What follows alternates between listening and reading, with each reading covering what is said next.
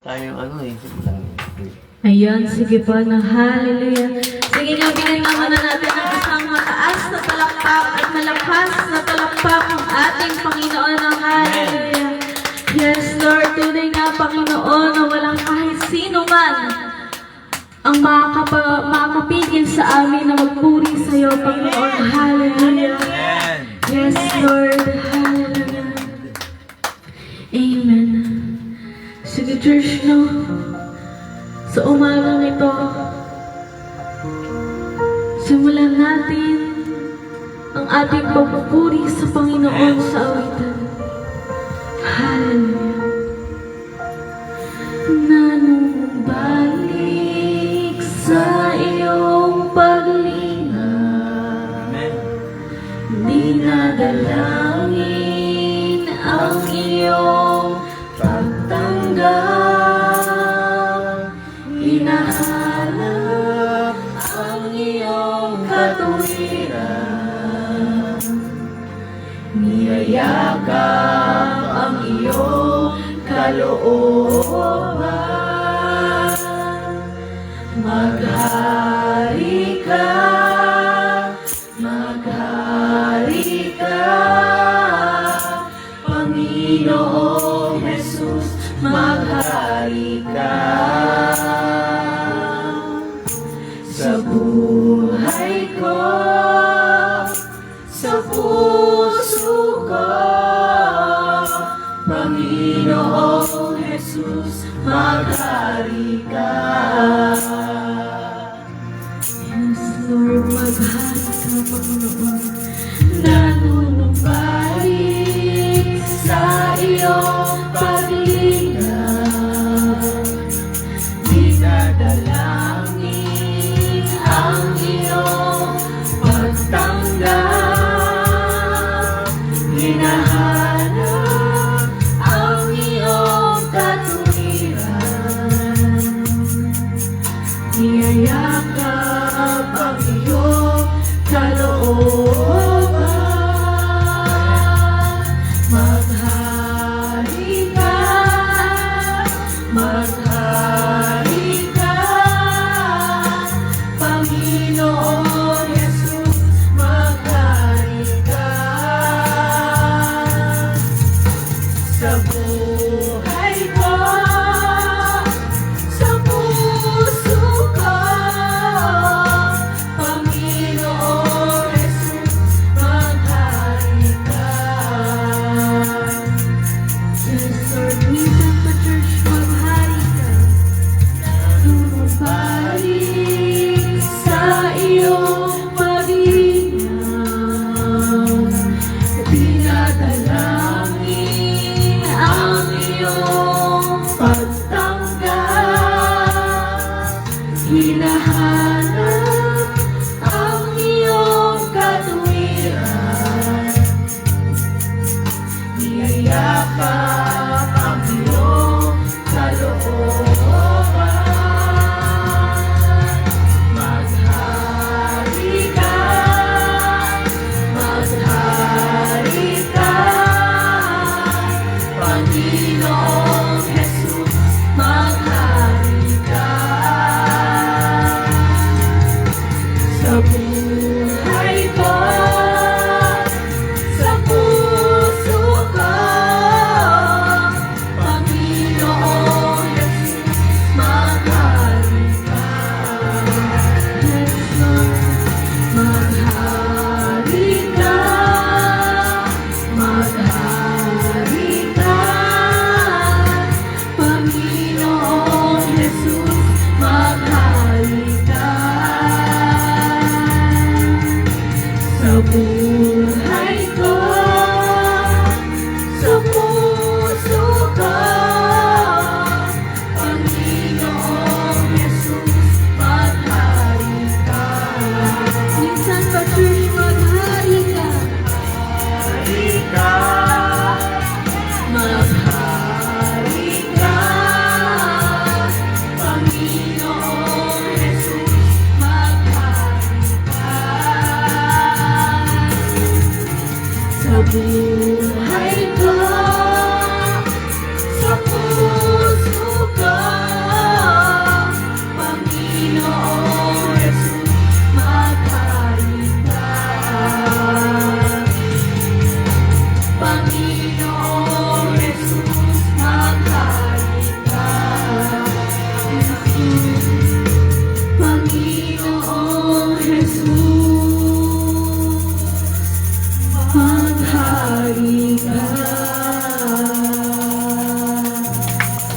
Lord, tunay nga na Panginoong Jesus, maghari ka sa mga buhay namin at maghari ka sa church na ito at higit sa lahat maghari ka sa bansang Pilipinas, Panginoon. Hallelujah. Yes, Lord, at sa umagang ito kami po ay patuloy na aawit sa iyo. Tunay nga, Panginoon, na wala kang katulad at wala kang katumbas. Hallelujah. Yes, Lord. Tunay nga, Panginoon, na awitin man namin lahat ng awit sa mundo. Hindi ito kayang kapatan ng pagmamahal mo, Panginoon. Awitin ko man lahat ng awit sa mundo, di kayang ilarawan ang kadakilaan mo.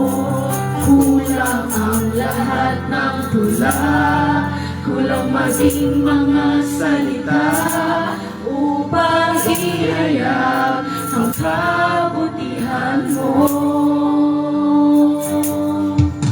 Awitin ko man lahat ng awit sa mundo, di kayang ilarawan ang kadakilaan mo.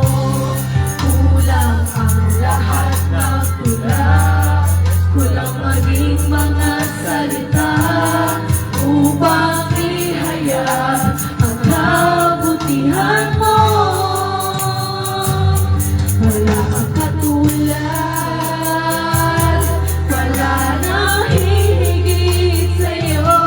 Wala kang katulad,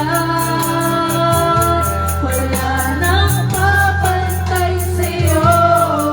Ikaw ang Diyos noon pa man, maging ngayon at kailanman. Sa habang panahon, wala kang katulad.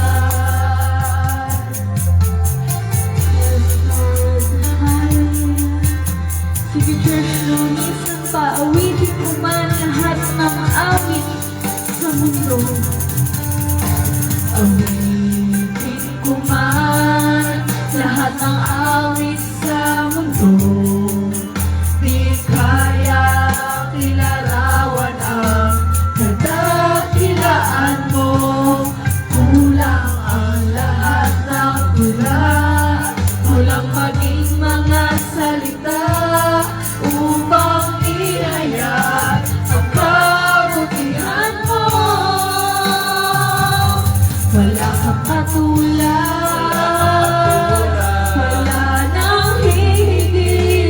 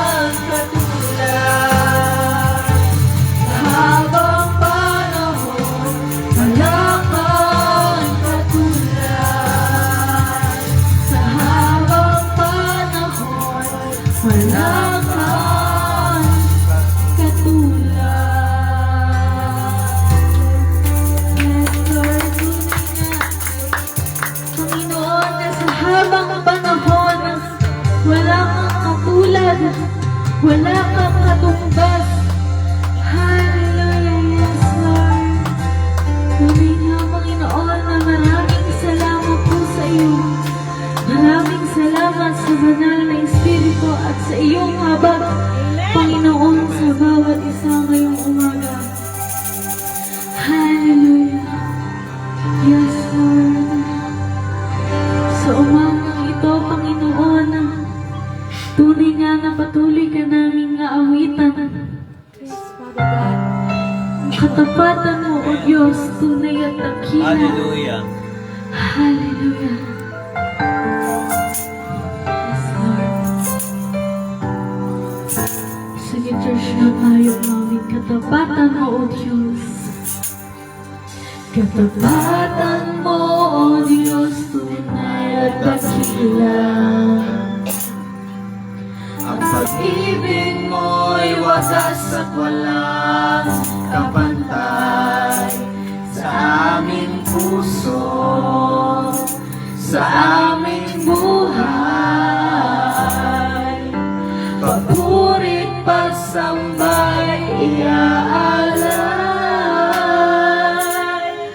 Bukas noon ngayon magpakailanman, luwalhatiin ka.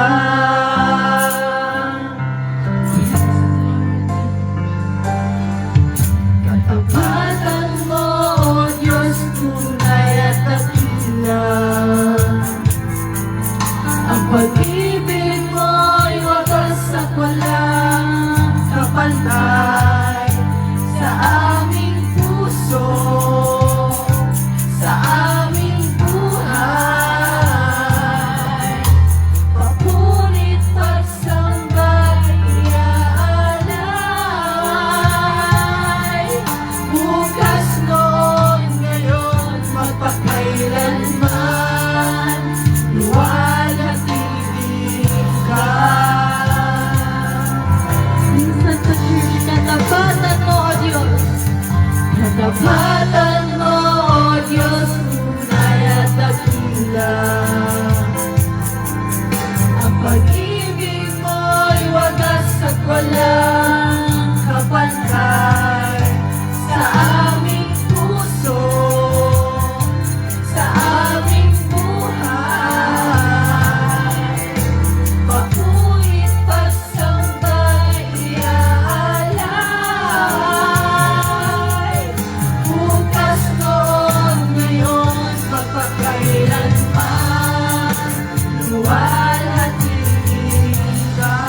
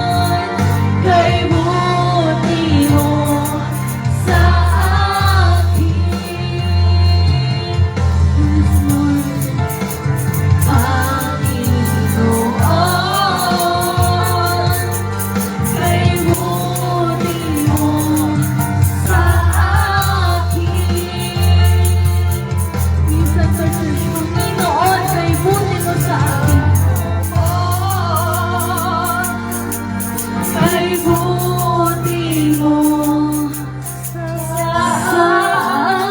akin.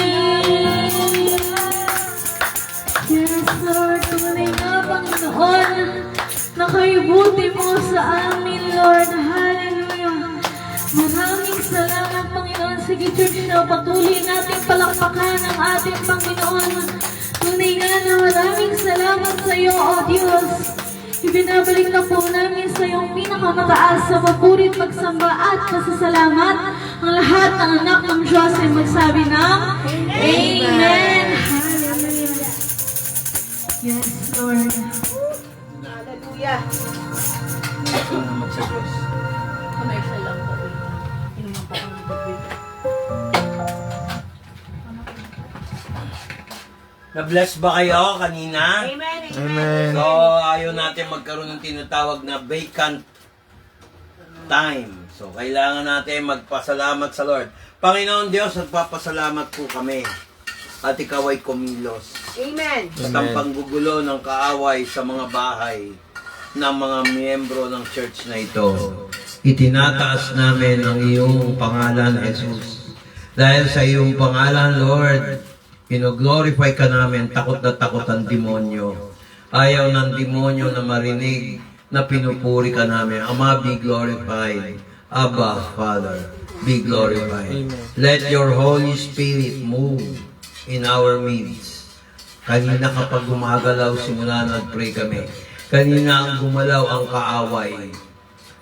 Lord, sa bahay ng aking mga anak, sa bahay, tahanan ng mga anak ko dito sa church, ginugulo ng kaaway. Pati sound system, pinapatulan. Pati mga mood ng mga tao, ginugulo. Imbis na nakapokus ang attention namin kay Kristo, kung saan-saan kami ginugulo. At ngayon, Lord, gagawin namin yung dapat namin gawin tuwing araw ng linggo, ang pagsasalo-salo ng iyong hapagkainan sa apostles, Lord. Kunin niyo na yung ostya niyo, huwag niyo nang hintay, bigyan pa kayo. Baka mamaya marumi pa yung kamay nung nagbibigay. Hindi, huwag mo tanggalin para hindi mag-stop. Sige, sige. So, mga kapatid, Thank you, Father God.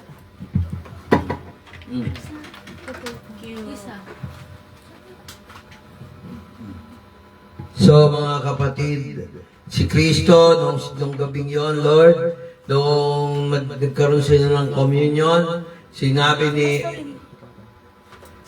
ni Jesus, kainin niyo tong tinapay bilang katawan niya at inalay ang kanyang buhay para sa ating kaligtasan. Isubo natin ang ostya bilang katawan ni Kristo. Sabay-sabay tayo na may respeto at kabanalan. 1, 2, 3.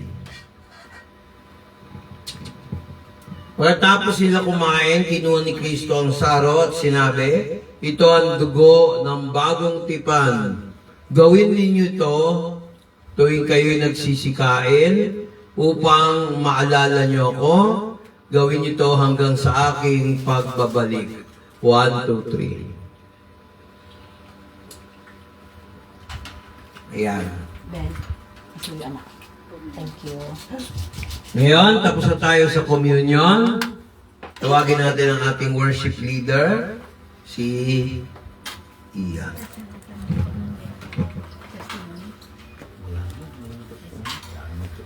Sige po, Amen. God is good. Grabe! Ayan, God is good. Grabe! Grabe. God is good. Amen. Hallelujah. Sige po, naku na rin po tayo sa tithes and offering po, idire-diretso na natin sa ating tithes and offering po. Ay, Ayan. Mag-pray mo na. yan.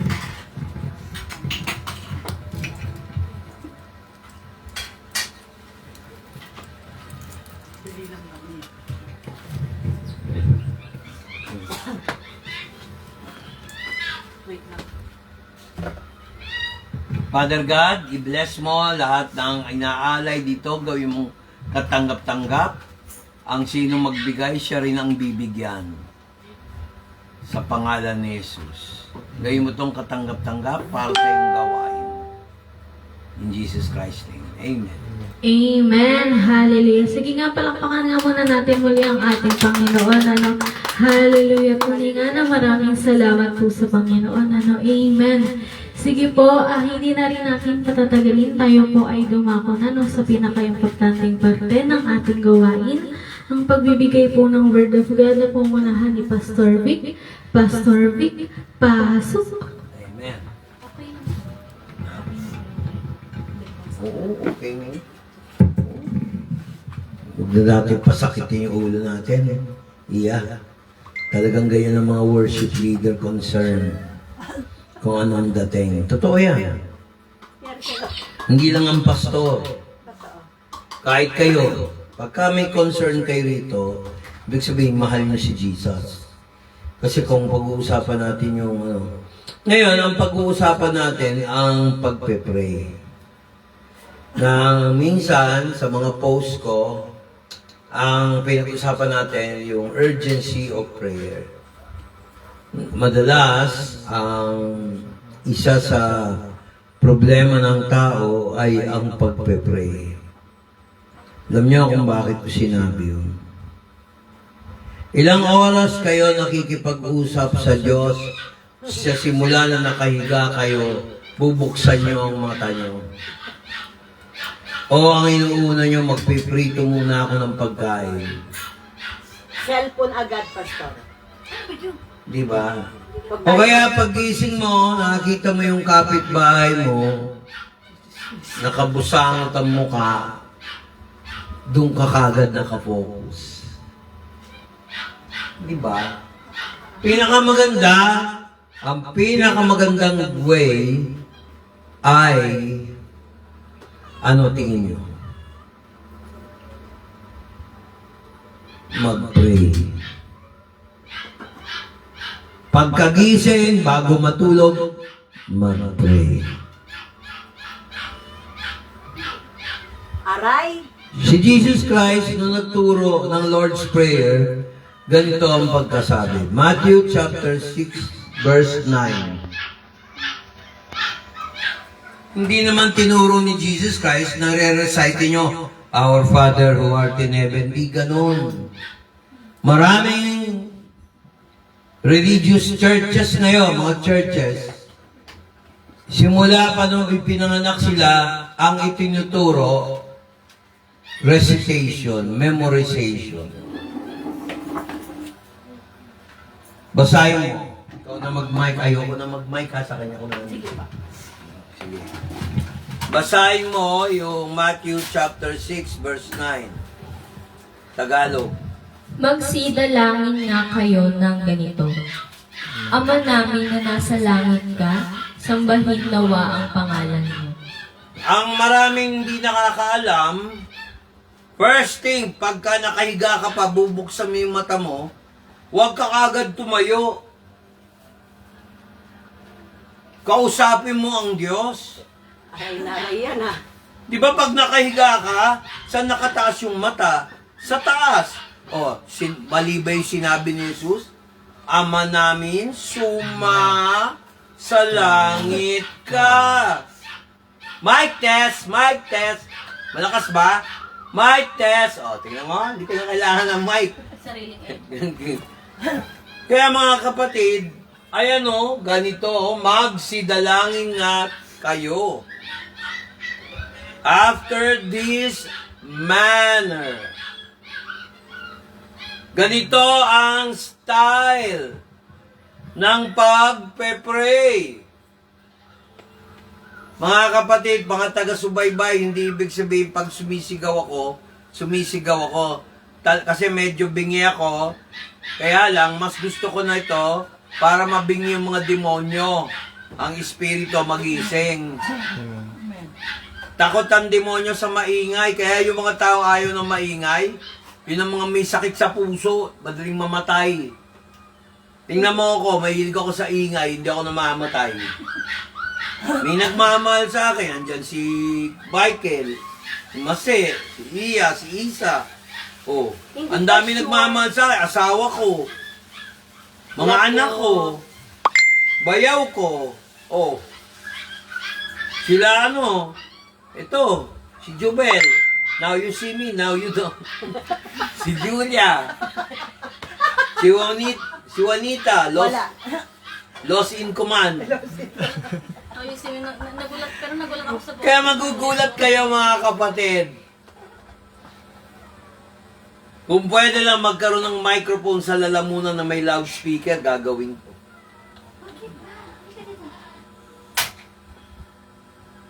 Kaya dapat makapunta ka sa bahay, ikakabit natin yung transistor para maayos yun. Tapos sa susunod, dadali natin yung speaker ulit. Yung dating ginagamit natin yung panlabas. Diba? Parang malakas. Hindi mo papayag ng talo tayo sa kaaway. Amen ba? Amen. So, importante, pag nananalangin tayo, pagbukas pa lang ng mata mo, our Father who art in heaven. Nakaganon ka na, heaven na eh. Hindi ka pa tumitingala, nasa higaan ka. Tawagin mo ng kutsyon yan, tawagin mong ratan yan, tawagin mong banig yan, nakahiga ka pa rin. Pagbukas ng mata mo, thank you, God! Wow! Di ba ang ganda ng lesson natin?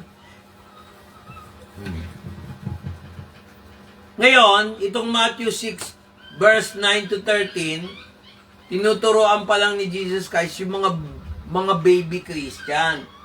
Kaya sinasabi niya, pagrespeto, pag tumingala ka sa langit, no? Yung kabanalan ng Diyos, tinutukoy niya. Hallowed be thy name. Hallowed be thy name. Thy kingdom come, thy will be done. Nasaan ba ang kaharian ng Diyos? Siyempre, kung ang kaharian ay nandun, nandyan, nasa iyo. Tingnan mo yung Luke tingnan ko maalala. 17:21. O, tingnan nyo, magkaiba. Dito, thy kingdom come, thy will be done as it is in heaven. Pero dito, iba na naman yung sinabi ni Jesus. Neither shall they say, Lo here, lo there. For behold, the kingdom of God is within you. Basa, Tagalog. Ni sasabihin man nila, naririto o naririyan, sapagkat narito ang kaharian ng Diyos ay nasa loob ninyo. Kung tinanggap mo si Kristo, pinapasok mo sa puso mo, ang kaharian ng Diyos nasa iyo. Ikaw na mismo yung kaharian, kumbaga yung castle. Amen ba? Amen. Marami hindi nakakaalam niyan. Hoy, pumunta ka sa Mount Banahaw. Mount Dolores, bumababa yung spaceship, nandun si Jesus Christ. Eh, di ba sabi ni Jesus Christ, maraming lilitaw na antikristo? Nandun si Kristo sa kwarto, nandun si Kristo sa kuweba, nandun sa alapaap si Kristo, ang daming Kristo. Puro antikristo naman. Kasi kung nagbabasa ka ng Biblia, hindi ka malilinlang. Ang hindi alam ng totoong Kristiyano, hindi mo rin masabing totoong Kristiyano, hindi niya alam eh. Yung kaharian ng Diyos, si Kristo, nasa iyo na. Ngayon, kung hindi ka nagpe-pray, hindi mo alam yun. The Christ in you, the Christ consciousness is in your heart. Di ba sabi niya, buksan mo ang iyong pintuan ng iyong puso at ako may papasok at kakain kasama nyo. Siyempre, pag may kaharian, may pagkain. May hari. There is a king. May subject. Sino ba yung subject? Alam naman ikaw yung king. Mali. Hindi ka naman si BBM. Maiba tayo. Kasi baka ma-tension kayo eh. Naalala ko yung kay Brad Pitt. Yung joke. May nasusulat ba? Di ba? Pero puro joke yun, wala sa Bible, puro mga kanta-kanta lang, di ba? Ay ngayon, may nagtanong sa akin, teka, may tumawag, sandali. Sandali, makinig kayo, kaya ng microphone. May tumawag. Ano kaya pakiramdam nyo kung ang tumawag eh, si BBM? Hello, Pastor Vic. Ay, President, meron sana akong tatanungin. Meron bang nasusulat tungkol sa flood control project sa Biblia? Meron ba, Pastor Vic? Ay, meron ho, Pastor. President BBM, meron. Pakinggan nyo to, mamaya na, baba nyo na yung phone. O sige, hintayin ko, nanonood ako ng praise and worship. Wow! Tingnan nyo ha, si BBM nakikinig. Tingnan nyo yung binaha ang buong mundo nung panahon ni Noah. Bakit binaha ng 4 na gabi?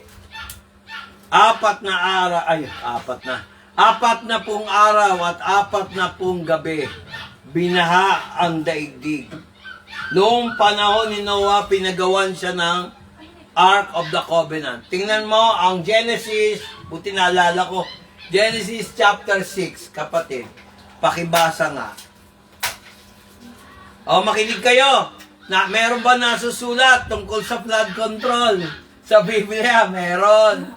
Biblia, hindi yung kay Brad Pitt, hindi naman totoo yun. Ito, totoo. Oh, I hope, Mr. President, nasagot ko yung tanong niyo.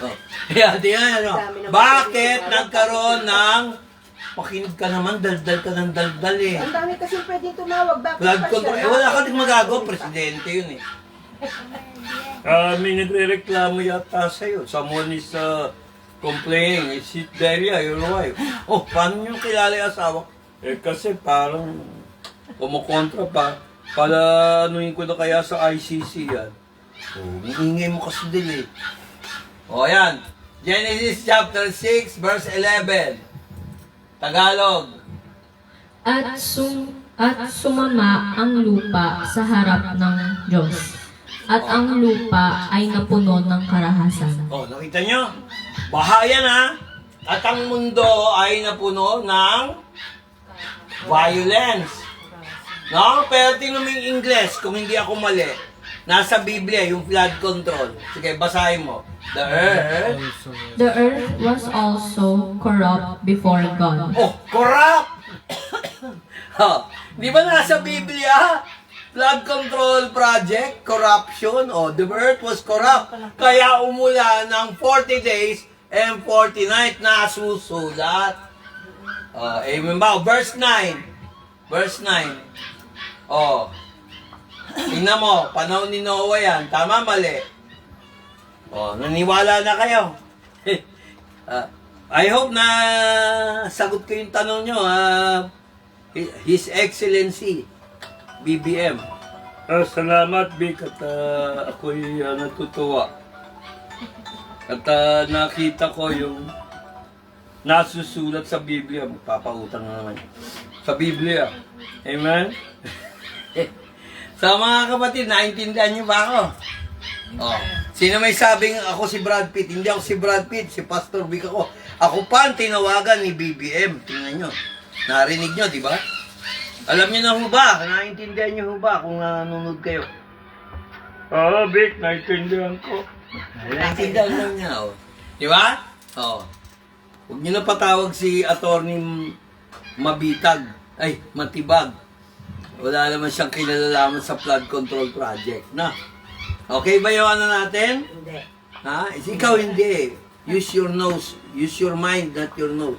Ang dami-dami naman kasi pwedeng tumawag. Bakit yan pa? Yun ang tumawag, yan ang magagawa ko. Buti nga, isa naman tumawag eh. Malinaw na? Malinaw ba? Palakpakan natin ang Panginoon, susulat eh. Man was corrupt. Di ba? May corruption na panahon pa ni Noah, kaya binaha. Pero kung walang corruption, hindi babahain, walang flood control project. Tingnan mo Ecclesiastes 1:7. Para lang hindi tayo lumayo sa Biblia. Lahat ng sasabihin ko, nasa Biblia, hindi yung, basahin mo sa kabanata, ganito, sa kantang, duwa-duwa. Yung mga ganon, wala naman talaga sa Biblia. Eto, nasa Biblia. Sige, Ecclesiastes 1:7, anak. English muna. Sige. All the rivers run into the sea, yet the sea is not full unto the place from whence the rivers come. Thither they return again. Kita nyo? Di ba ang ilog? Pumupunta yung tubig ng ilog sa dagat, pero hindi umaapaw ang dagat. Bumabalik. O, basahin mo, lahat ng mga ilog. Pakinggan nyo. Sige. Lahat ng mga ilog ay humuhugos sa dagat. Gayon may hindi napupuno ang dagat. Tama, di ba? O, sige, tuloy. Sa dakong hinuhugusan ng mga ilog, doon din nagsisihugos uli ang mga yaon. O, bumabalik eh.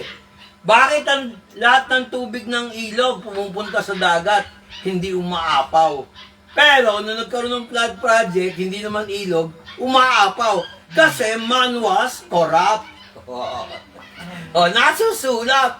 Palakpakan natin ang Panginoon. Naintindihan niyo ba ako? Akala nila kayo lang, ba't kayo kay Brad Pitt makikinig? Dito kayo makinig sa Risen Christ. Amen? Risen Christ Jesus Bible Church. Nasa Biblia talaga. Hindi pwede yung sasagutin ko, opinion ko lang. Ayan o, yung salitang corrupt, nasa Genesis chapter 6, verse 11. Man was corrupt, and God reigned 40 days and 40 nights, and there was great flood. Oh, kaya may flood. Oh. Kasi corrupt. Tama naman, di ba?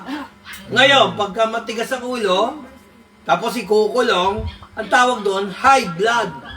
Ma-high blood sila. Kasi makukulong. Dahil corrupt eh. Maganda ba yung ating paksa? Oh. Kaya importante yung nagpe-pray. Oh. Kaya dun sa end ng prayer, lagi sinasabi sa Ingles, sa Luke chapter 11 verse 4. Alam nyo, huwag kayong magpe-pray kung hindi kayo marunong magpatawad at kung hindi rin kayo marunong humingi ng tawad. 11:4. Kanina, Genesis 6:11. Ito naman, Luke chapter 11 verse 4. Basa, kapatid. Tagalog muna. At ipatawad mo sa amin ang aming mga kasalanan. Ano raw? Tatawad. Patawarin mo kami sa aming mga kasalanan. Yun ang ibig sabihin yan. Sige, tuloy mo. Sapagkat Aming pinatawad naman ang bawat may utang sa amin. utang yun, hindi lang pera. Baka akala niyo pag sinabing utang, puro pera. Pag pinatawad ka ng isang tao, may utang ka sa kanya, pinatawad ka, ikaw yung may atraso eh. Amen? Kaya lang, humingi ka ng tawad, bayad na. Hello, naintindihan niyo ba ako? Amen. Kung magpapatawad kayo, lubusin niyo na. Kasi pag hindi kayo nagpatawad, nakakadena ka doon. Pag oras na dumating si Kristo, magiging pabigat pa yung tao sa'yo. Kaya si Del, minsan pinakikinggan ko pag may galit din ako sa ibang tao. Tao lang din ako. Alam mo sabi ni Del, huwag mo nang intindihin yan pa. Yan ay patotoo ng demonyo. Totoo naman, pagala. Huwag mo nang patulan, magkakasala ka lang. Sabi ni Del sa akin, naisip-isip ko tama yung asawa ko. Minsan nakakalimot din ako.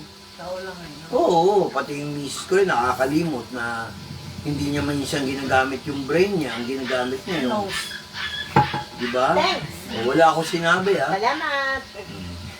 Para lang mampalubag loob sa'yo. Para tumawa ka, kasi hindi ka na tumatawa kanina pa eh. Nagpagamit ka kanina eh.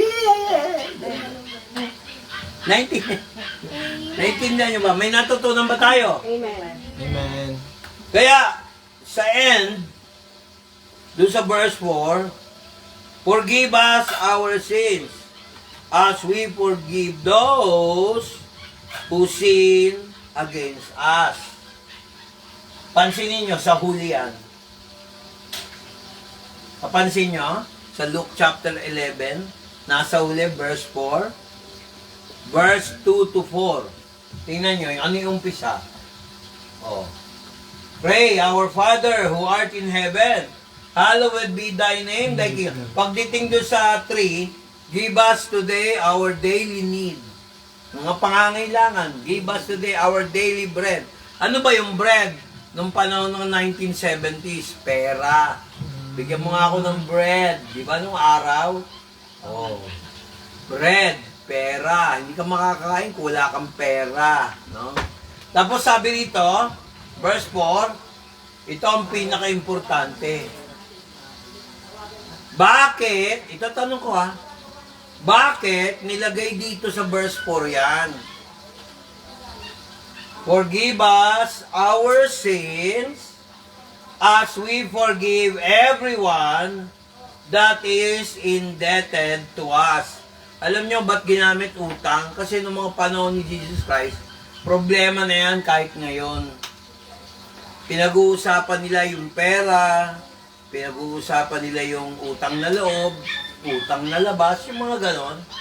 Tapos, pansinin nyo, nasa labas and lead us not into temptation. Kasi, pag ang isang tao nagkasala sa'yo, o ikaw nagkasala sa iba, ang tendency mo, pwede kang makulong sa galit, sa inis. Ayaw mo magpatawad, ayaw mo rin humingi ng tawad. So, anong tawag doon? Cadena de amor. Nakakadena na kayo pareho.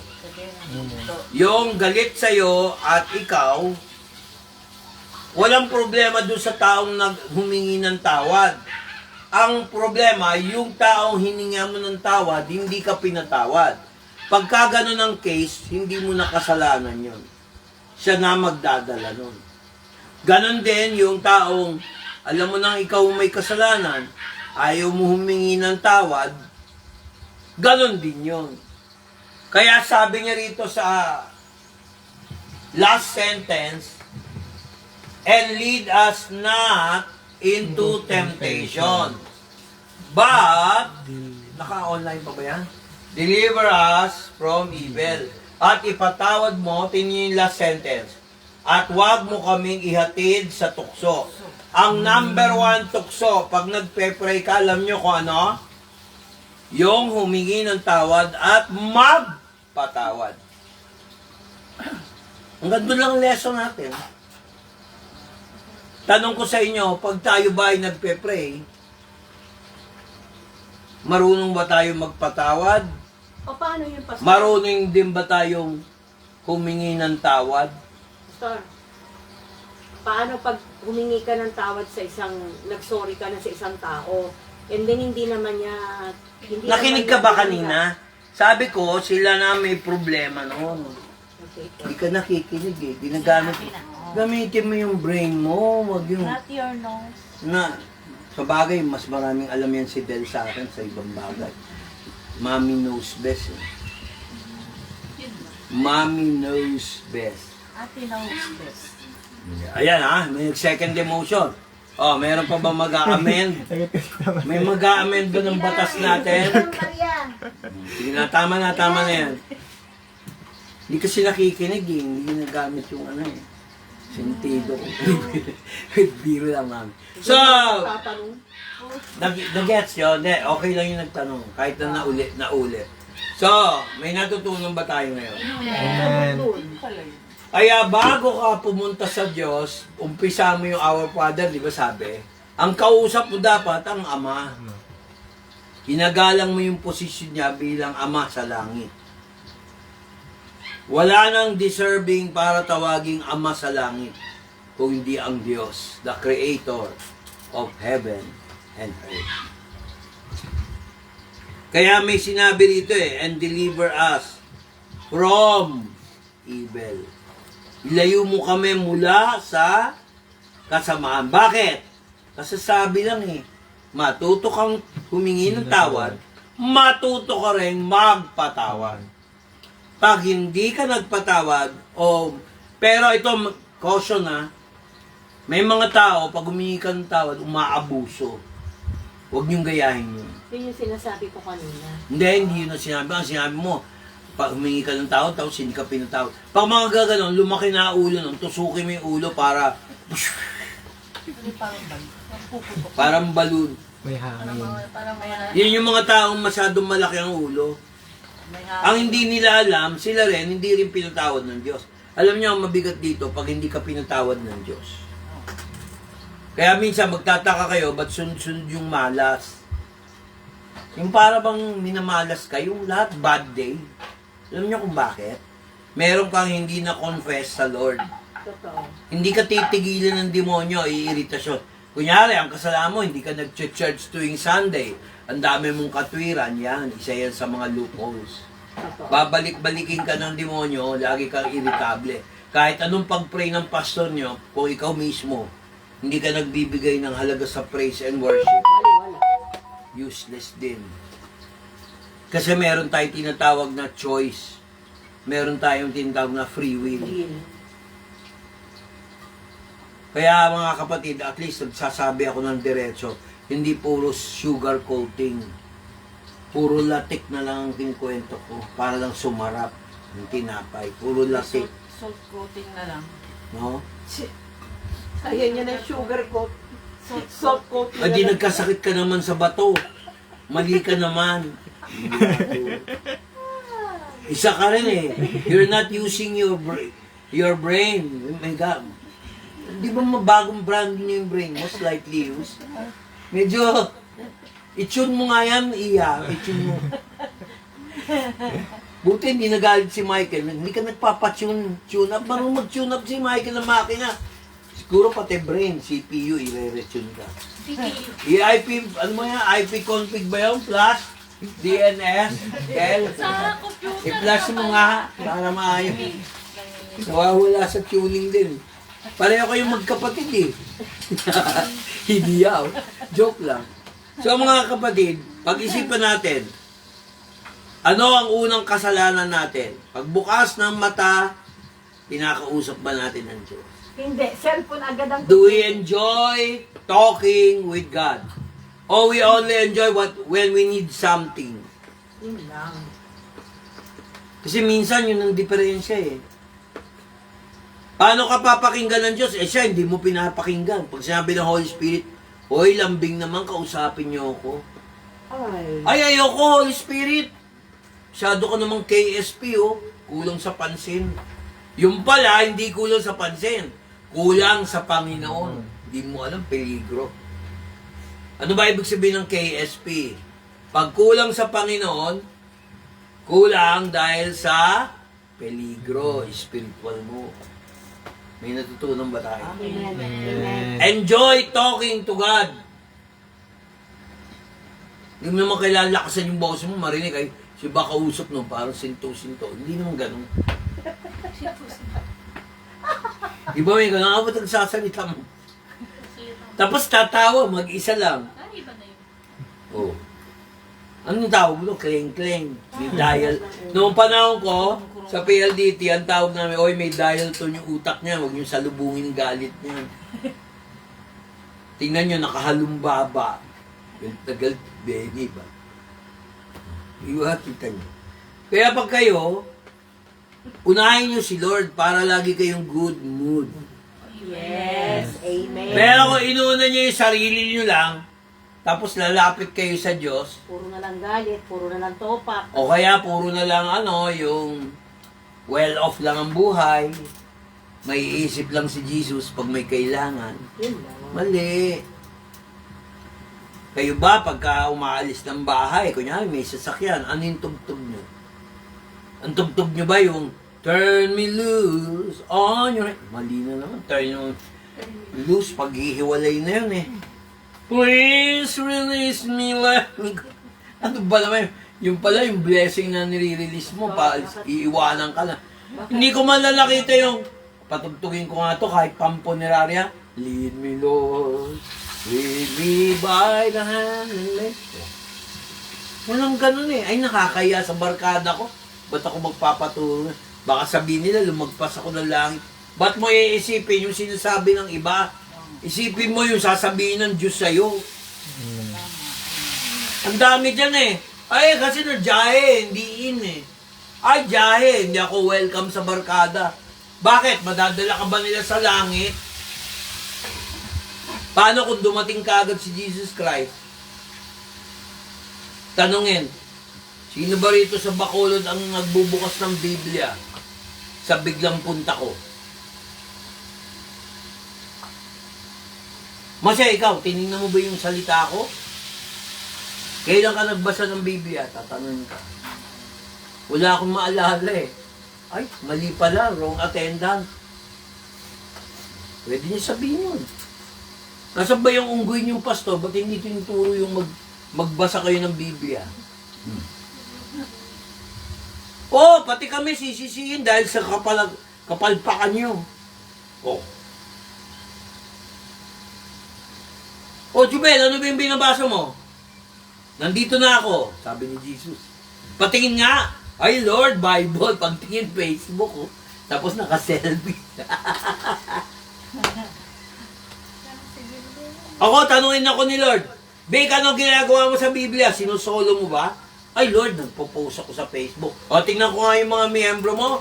Kung nila-like niya yung post mo, walang nakita. Puro taga-ibang church pa yung nagtitingin, pinsang ko pa. Oh. Sinong ibe-bless? Di yung pinsang ko. Kaya yung mga taong ayaw makinig sa salita ng Diyos, sa demonyo yun, diretsuhan. Ayaw nyo makinig sa akin, sa demonyo kayo. Bakit? Biblia yung kinukwento ko eh. Ayaw nyo ng Biblia. Salita na. Kakalungkot, no? Kaya in the element of prayer, yung Our Father who art in heaven, pagdating sa huli, forgive us our sins as we forgive those who trespass against us. Kung hindi kayo magpapatawad, hindi rin kayo patatawarin ng Ama sa langit. Maganda bang deal yun? Ang maganda ang Diyos, nagbibigay ng deal eh. Eh Lord, hindi naman nagbabago yung kasama namin sa bahay eh. Ba't ko patatawar? Patawarin mo, pero huwag mong konsintihin. Utusan ka, magkalat ka nga dyan anak, bato mo sa kapitbahay. Susundin mo naman. Hindi naman ganun. Amen ba? Amen. Pag mali ang magulang, mali. Pag mali ang anak, mali. Oh. Hindi pwede sisihin ng magulang, hindi rin pwede sisihin ng anak. Kung ano lang ang mali, yun ang isisi mo. Oh. Ganon lang kasimple ang aral ng panalangin. Step 1 pa lang yan. Abangan, next Sunday, tayo tumayo. Magpatugtog ka ng kahit anong kanta dyan.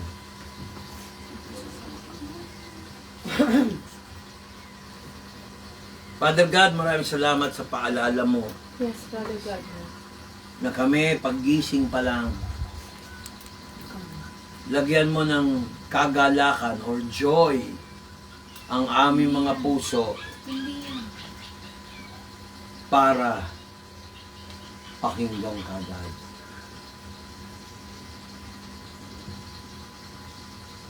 Maghari ka sa buhay. Salamat, Lord, sa papaalala mo. Pakanta.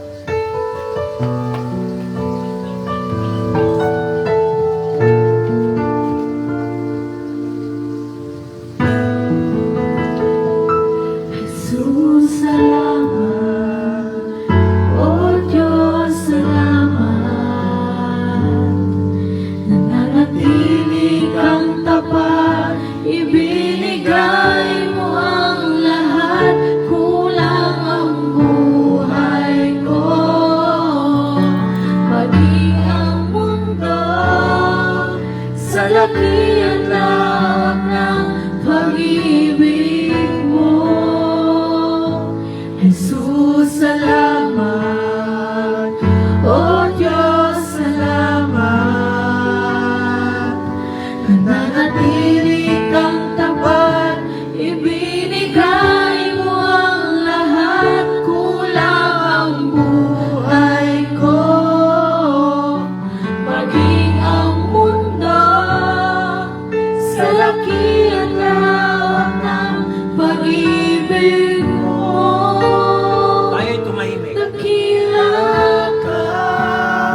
Napansin niyo? Sinasabi natin dakila siya. Kulang pa ang ginagawa natin. Pero ang tinitingnan ng Diyos, kikinig ba kayo? Ang tinitingnan ng Diyos, gaano ka kasaya. Pagbukas pa lang ng iyong mata, enjoy kang kakwentuhan si Jesus. Enjoy kang kakwentuhan ng Ama. Enjoy kang ka-fellowship ang Holy Spirit. The question is, enjoy ka bang kausapin ng Diyos? Pag sinasabi mo bang inaawit mo itong kantang ito are you really grateful? Baka naman tuwing Sunday lang. Baka naman tuwing TikTok, Facebook, YouTube. Pag-isipan natin ito mga kapatid. Magpasalamat tayo dahil pinapaalala niya ang number 1 na kahalagahan ng pagiging Kristiyano is to enjoy talking with God the Father, to the glory of God the Father in Christ Jesus, to the movement of the Holy Spirit. Naisip niyo po ba yan? Father God, let your Holy Spirit move with fire. With fire. Let the Holy Spirit move in the name of Jesus Christ. Manatili ang aral na ito. Always ask, do I enjoy praying to God? Do I enjoy talking to Jesus? Do I enjoy the power of the Holy Spirit anointing in my life? Pagka hindi mo masagot yan, mag-ingat-ingat ka na dahil malayo ang Diyos sa'yo. Salamat, Lord, pinaalala mo ang aral na ito. Enjoying the presence of God. Enjoying the anointing of God. Enjoying having talk with God. Lord God, embrace us all right now. Yakapin mo kami, Lord. Kulang pa ang mga salita namin sa iyo. Hindi ka namin kayang bayaran. Let the power of the Holy Spirit move. Last song, closing song. Jesus, salamat.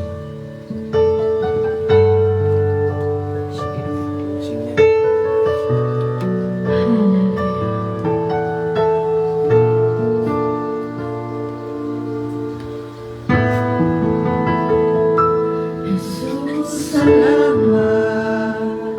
O Diyos, salamat. Nananatili kang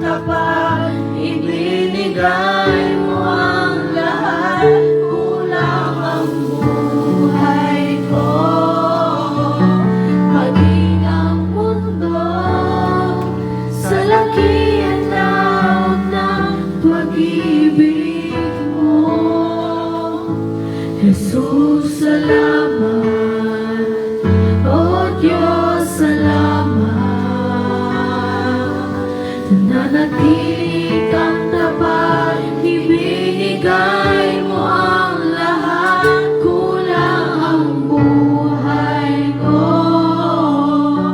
maging ang mundo sa laki at laot ng pag-ibig mo. Dakila ka, dakila ka, dakila ang pag-ibig mo. Dakila ka, dakila ka, dakila ang pag-ibig mo. Oh, Jesus.